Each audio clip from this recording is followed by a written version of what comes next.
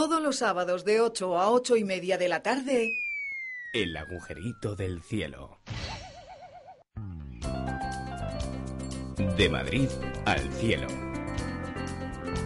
Y desde el cielo, un agujerito para seguir viéndolo. El agujerito del cielo. Muy buenas tardes, amigos. Aquí estamos otra vez con ustedes para nuestro paseo semanal. Hoy les vamos a hablar de la Semana Santa de Madrid. Varios oyentes nos lo han sugerido mediante nuestro correo electrónico y haciéndoles caso y con lo cerquita que estamos de ella, nos ha parecido de lo más atractivo el hacerlo. Y por supuesto, el Rincón del Rich. ¿Qué nos contarán hoy? Les acompañaremos en este paseíto Vicky Ibáñez, Eduardo Cordo, José Luis García, Fernando Galán y nuestro técnico Juan Miguel Rodríguez. Y por supuesto, el que se lo está contando, Ezequiel Triñaque. Ya saben nuestro correo electrónico. Es madrid@elagujeritodelcielo.es. Esperamos todo lo que ustedes nos quieran contar. Y por supuesto nos encontrarán en Facebook, donde también pueden encontrar todos nuestros programas. Buenas tardes, Vicky. Buenas tardes. Hola, Eduardo. Hola, ¿cómo estáis? ¿Qué tal, José Luis? Buenas tardes. Si os parece, empezamos. Ya hemos hablado de los mentideros de la villa y de los cafés de los siglos XIX y XX como lugares de encuentro, discusión y confrontación de ideas de las clases burguesas y culturales. Pero, ¿cuál era ese punto de reunión de la nobleza y de los altos dignatarios extranjeros? Seguro que lo han adivinado. Estamos hablando del Hotel Rich. ¿No es así, Vicky? Desde luego. Allí, durante décadas, se iba a reunir la más grande colección de títulos nobiliarios, amén de políticos, artistas y otros adinerados representantes de la sociedad mundial. Quizá la primera experiencia como mentidero de alto standing sucedió al poco de inaugurarse. Un grupo de políticos y magnates se reunieron en sus salones para debatir la posibilidad de que en España sucediera lo mismo que acababa de ocurrir en la vecina Portugal. Allí, el ejército había derrocado al rey Manuel II, y había declarado la República. La familia real tuvo que huir a Gibraltar, donde el gobierno británico les dio asilo.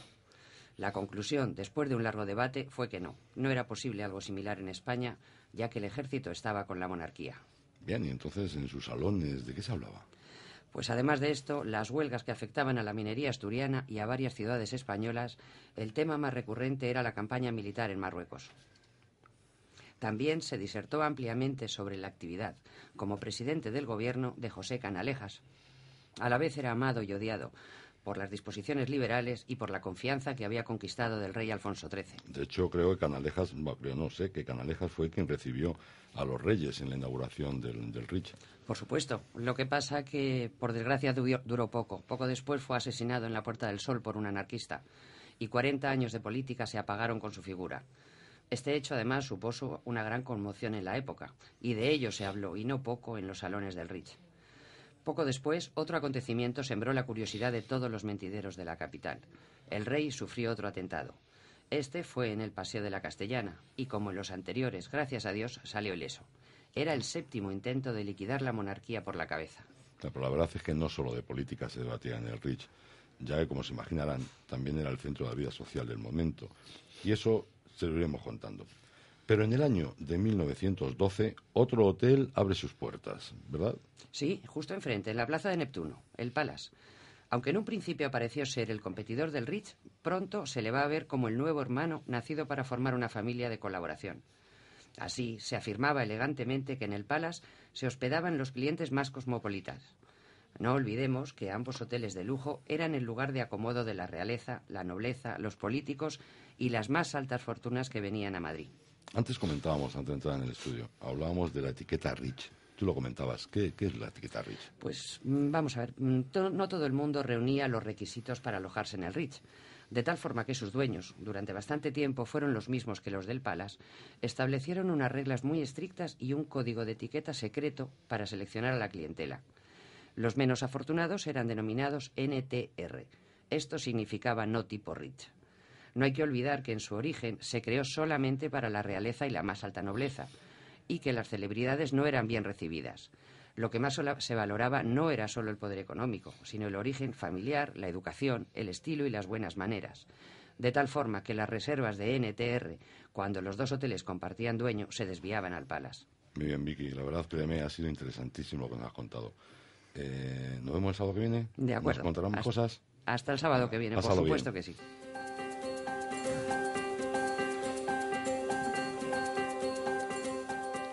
Probablemente la Semana Santa en Madrid nace con el príncipe Juan de Castilla, hijo de Enrique III, comenzando con la costumbre de lavar los pies a 13 pobres y darles de comer. Nos remontamos al siglo XV. En este ciclo surge la idea, apoyada por San Vicente Ferrer y por los franciscanos, del perdón de Dios mediante el castigo del cuerpo. Así se celebran procesiones con participándose flagelándose. En esta misma época, los cruzados traen lo que ellos dicen que son trozos auténticos de la Veracruz, que es la cruz en la que se crucificó a Jesús, y se organizan procesiones en Semana Santa siguiendo a una cruz de madera.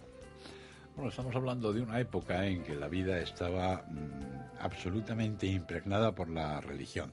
Todo era interesarse por la salvación del alma, pues un poco confiando en la otra vida. Hay que tener en cuenta que las clases populares en esta época esperaban pocos de la vida terrenal. Sí, sí. Por lo menos lo de la otra vida era una expectativa optimista. La gente ofrecía misas, pagando por ellas, incluso la gente más adinerada, los nobles, compraban capillas o mandaban construir capillas, y a partir de aquí se formaron numerosas hermandades. En el Concilio de Trento, que se celebró en este siglo, se apoya cualquier idea que vaya en contra del protestantismo, por lo que eso de las procesiones sí se reconoce o se confirma como una manifestación de religiosidad. La devoción a las imágenes, obviamente, sobre todo aquellas que reflejan la pasión de Cristo, pues se van reafirmando y se van confirmando como una forma de religiosidad presente. Estas procesiones, y decimos que estaban muy apoyadas por la Iglesia del momento, estaban formadas por penitentes de luz y penitentes de sangre. Incluso había procesiones distintas, una de penitentes de luz y otra de penitentes de sangre, quería decir.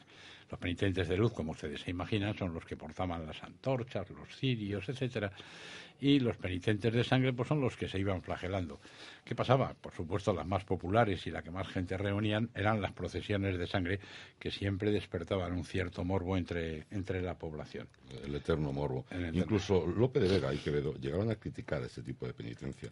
De hecho, dice León Pinelo en sus Anales de Madrid que según los postulados de Reforma Católica resulta más fácil educar con los sentidos que con la razón. Todas las procesiones terminaban en el Real Alcázar, predecesor del actual Palacio Real, y que por supuesto se quemó, como ya hemos comentado en otros programas. Se dice también que la Semana Santa era cuando las gentes de Madrid sufrían una catarsis. De hecho, era cuando cambiaban de traje, por ejemplo.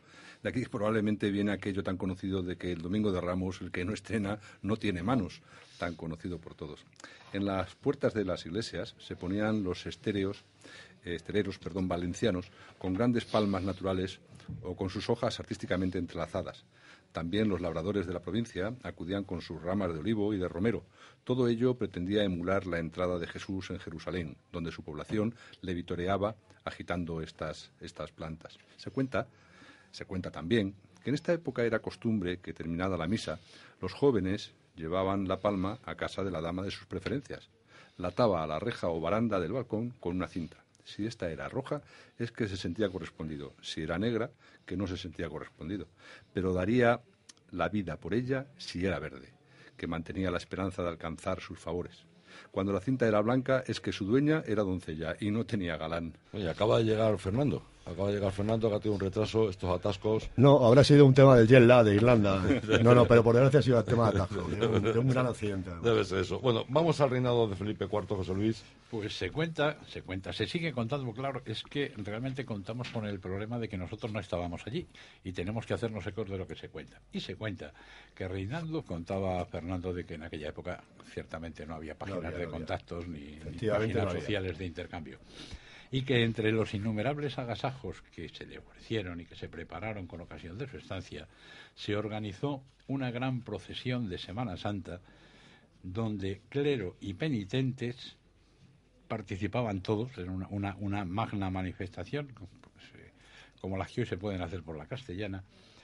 Clero y penitentes decía que portaban todos ellos calaveras, cruces, cilicios o coronas de espina que les llenarían la cara de sangre. Me imagino que el príncipe de Gales se fue absolutamente espantado de las costumbres de este país. Pero y más siendo un homenaje para él, ¿no? Pero eso no lo sabemos.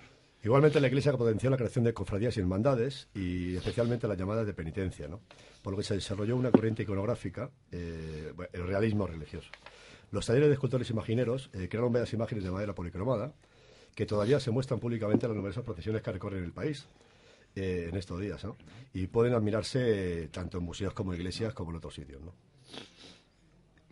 Estas hermandades y cofradías que cumplían una misión caritativa de atender las necesidades del prójimo, también consideraban como suya la obligación de ayudar a las necesidades espirituales, por lo que organizaban procesiones recorriendo las calles y recordando a los ciudadanos la pasión, muerte y resurrección de Jesús, casi siempre al anochecer o en noche cerrada, hora más propicia para mantener ese ambiente de espiritualidad.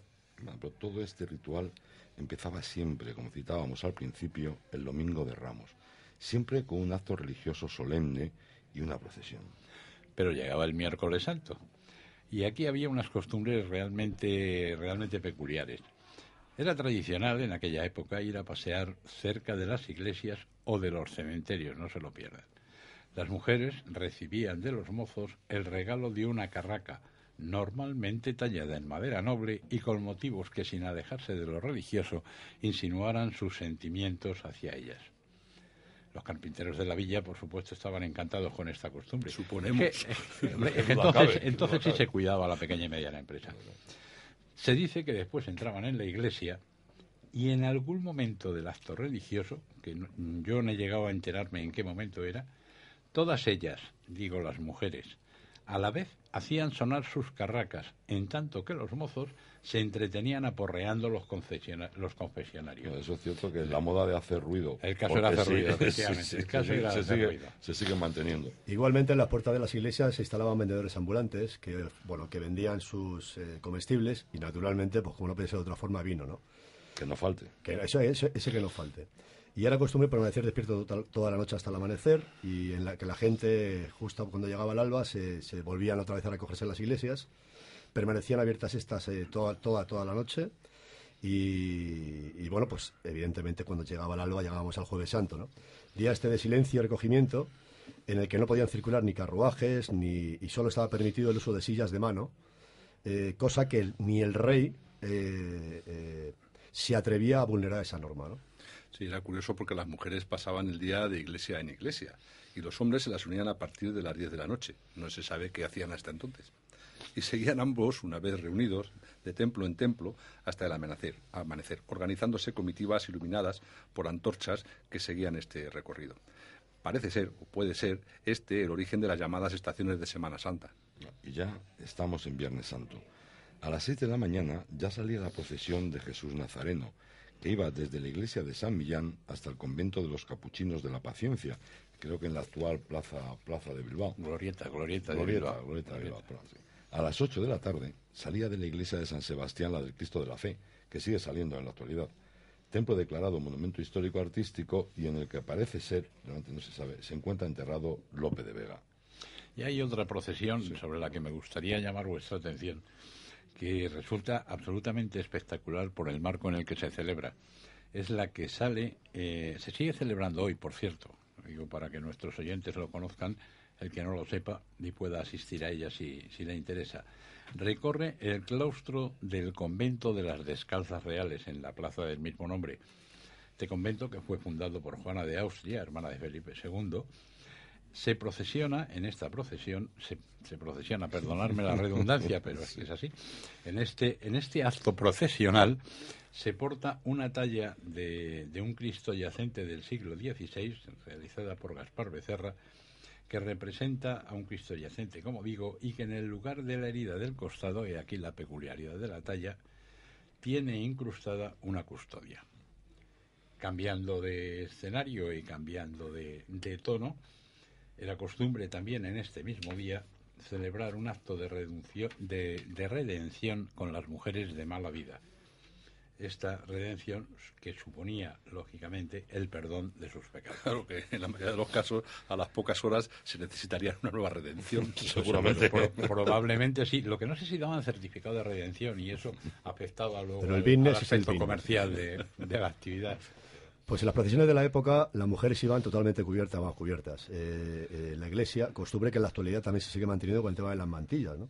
Los hombres vestían totalmente de negro y utilizaban una caperuza puntiaguda, precursora de los actuales capirotes, ¿no?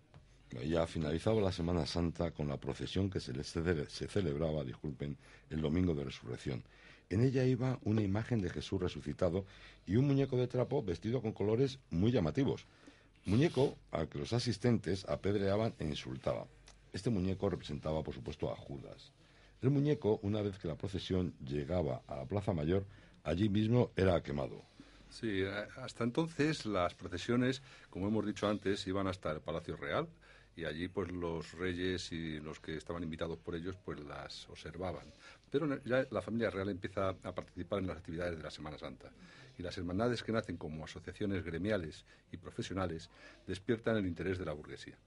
Para ganar dinero, para estas hermandades, consiguen comprar y explotar distintos teatros, como por ejemplo el Corral de la Pacheca, en los que se representaban obras religiosas y civiles. Ya entramos en los siglos XVII y XVIII, y ahí se fueron modificando muchas costumbres. De hecho, durante la Cuaresma, es decir, 40 días, quedaban suspendidas esas representaciones teatrales. Bueno, es que ya empieza el barroco y claro, toda la corriente barroca, lógicamente, influye en toda la sociedad. Las procesiones y las expresiones imagineras, etcétera, etcétera, no se escapan a esta influencia. Las imágenes se hacen más grandes, se las viste con ropaje de gran lujo, los penitentes llevaban grandes cruces sobre los hombros. Entonces, confidencialmente les diré que la mayoría de esas cruces eran huecas. Pero cruces, al fin. En esta época las procesiones consiguen un gran esplendor y los oficios y gremios que sostienen las hermandades recuperan parte de su influencia en las cofradías, ya que tenían dinero para poder aportar. La primera procesión que salía en Madrid era la del Cristo de los Desgraciados, bonito nombre, que salía de la iglesia de San Luis, ya saben ustedes lo de la Red, la iglesia que había allí. Y el Viernes Santo llegaban a Palacio hasta 5 procesiones. Quiero decir aquí o remarcar, que creo que ya lo hemos dicho todos, que todas las procesiones que salían en Madrid tenían que pasar por Palacio. Primero por el Alcázar y después por el Palacio. O por donde estuvieran en ese momento los reyes. Claro. Lo cual hacía cambiar los itinerarios de las procesiones con bastante frecuencia. Pero en fin, poco más cambia. Era una vez en la vida, era en el año. O sea, era poco... Bueno, pero como los reyes tenían residencias cambiantes... Las cofradías y hermandades controlaban la enseñanza, la sanidad y casi todas las fundaciones de caridad. En este tira y afloja, azuzado además por los nobles que cada vez tenían menos influencia, las cofradías y hermandades decayeron drásticamente, aunque la sociedad seguía con sus costumbres más arraigadas. La familia real mantenía la costumbre de visitar distintas iglesias. Igualmente las procesiones continuaban pasando por Palacio, como decíamos antes, ¿no?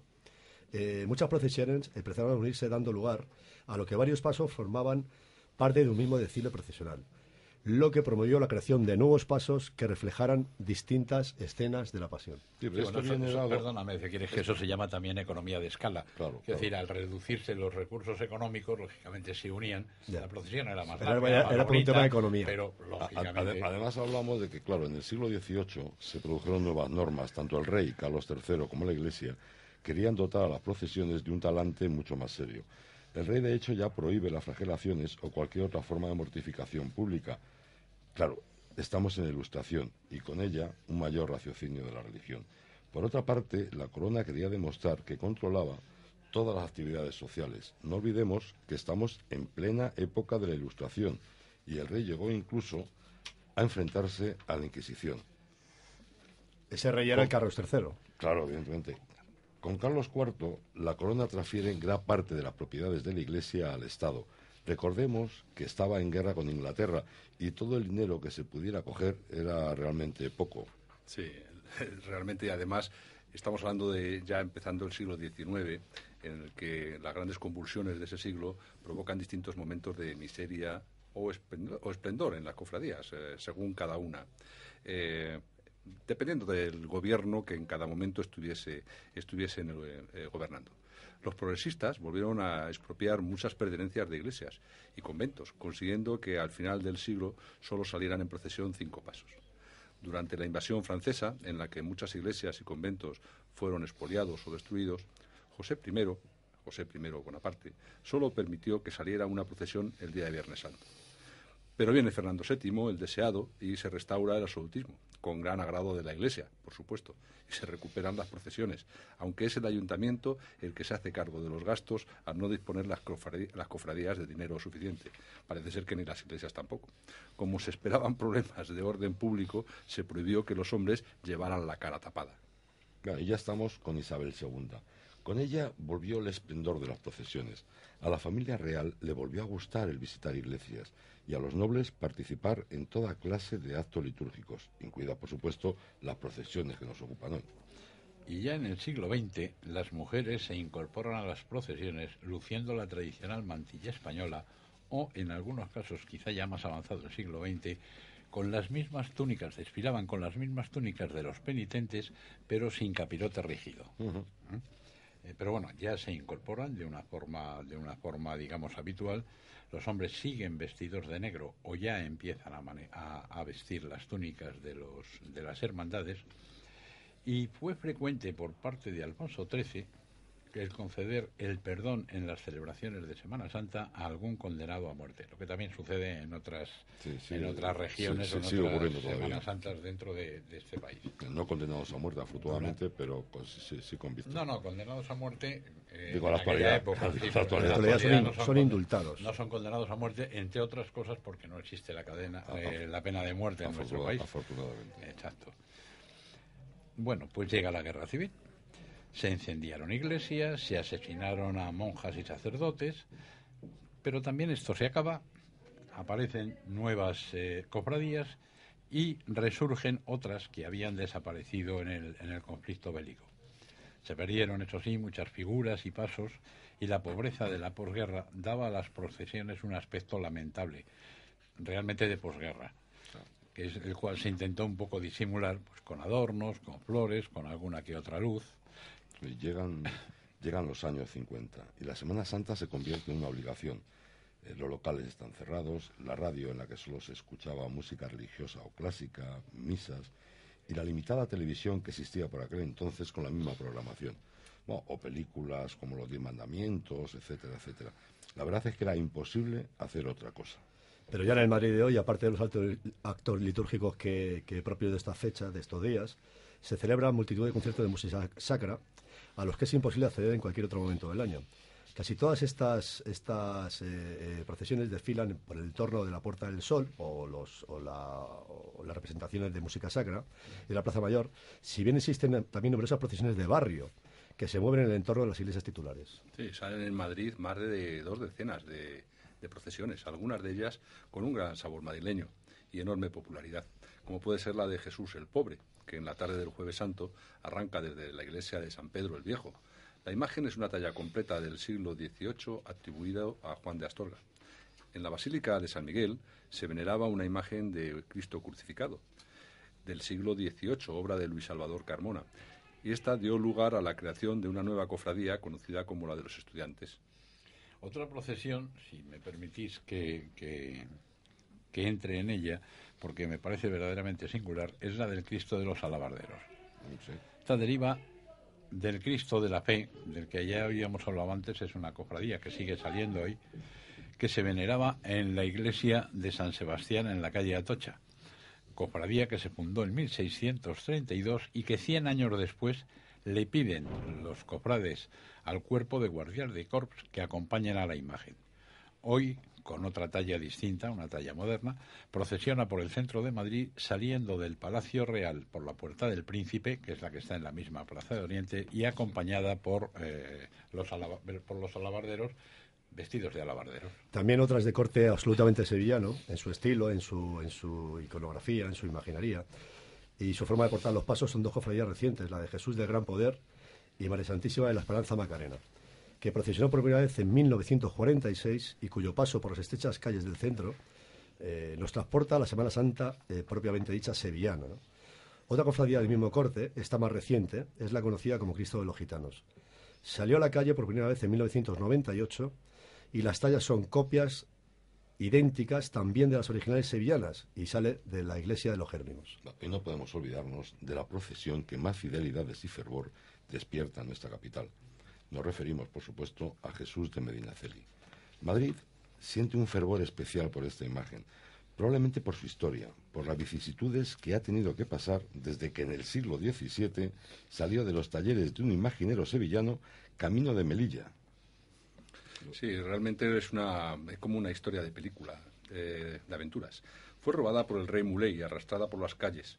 Un fraile trinitario presente en esos actos negoció su rescate y por fin en 1682 se recupera la imagen, que es recibida en Madrid por una gran multitud, conociéndose entonces por Jesús del Rescate. Pero no para aquí la cosa. Primero, la imagen se queda en la iglesia de los padres trinitarios. Llega la invasión francesa, la imagen pasa a la iglesia de los padres basilios y en 1814 vuelve a su primitiva iglesia. Poco le dura la tranquilidad. En 1836, la desamortización de Mendizábal expulsa a los trinitarios, instalándose la imagen en la iglesia de San Sebastián. 10 años después, vuelve a su capilla a petición del duque de Medinaceli. En 1890, porque la historia no acaba, hay que derribar el convento que está ruinoso. Los duques de Medinaceli hacen levantar un nuevo templo y encomiendan a los capuchinos su custodia. El nuevo templo se inaugura en 1927, pero sigue la odisea. En 1936, y ante el cariz que toman los acontecimientos, los capuchinos, para salvar la imagen, la embalan en una caja de madera rodeada de sábanas y la esconden en el sótano. Pero he aquí que en el templo se aloja un batallón del ejército republicano. No hay calefacción, los soldados tienen frío y el capitán prohíbe quemar los bancos de la iglesia, primera intención de la tropa.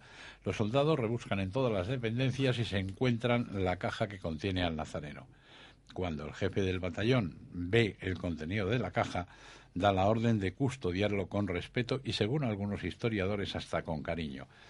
Sí, bueno, más que nada protegiendo actos vandálicos de cualquiera. Sí, lo estuvieron protegiendo de cualquier...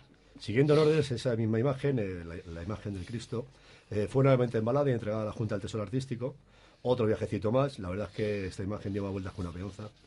Esta vez a Valencia, se fue en 1938, se trasladó hacia Cataluña. Con la entrada de las tropas en Barcelona, de las tropas nacionales, el nazareno sale con el resto del tesoro hacia Ginebra. Eso sí, el Cristo va en el primer camión para proteger a los convoys, ¿no? Se restituye el tesoro a España y la imagen sale de Ginebra en 1939, cuando acaba la Guerra Civil. ¿Se imaginan ustedes cómo fue recibido en Madrid después de 300 años dando tumbos? Bueno, la verdad es que sean ustedes gentes de fe o no, no dejen de disfrutar de nuestra Semana Santa. Su expresión, su arte, su tradición son algo nuestro. Créanme, merece la pena disfrutar de una Semana Santa en Madrid. Le voy a recordar unos hechos que ocurrieron un 16 de abril. Por ejemplo, en el año 1828 fallece en Burdeos nuestro genial Francisco de Goya. En 1889 nace en Londres Charlie Chaplin, actor y cineasta británico, todo conocido por supuesto como Charlotte. En el año 2004, y esto solo sabrán todos ustedes, en España José Luis Rodríguez Zapatero es investido presidente del gobierno de España. Señores, hemos terminado este programa. José Luis, buenas tardes. Buenas tardes. Fernandito, adiós. Buenas tardes. Eduardo. Hasta el sábado que viene. Vicky, encantado de estar con vosotros. Y ustedes, amigos, ya saben, estaremos aquí con nuestro autobús del tiempo esperándoles en el agujerito del cielo en la Inter. Un saludo de Ezequiel Triñaque.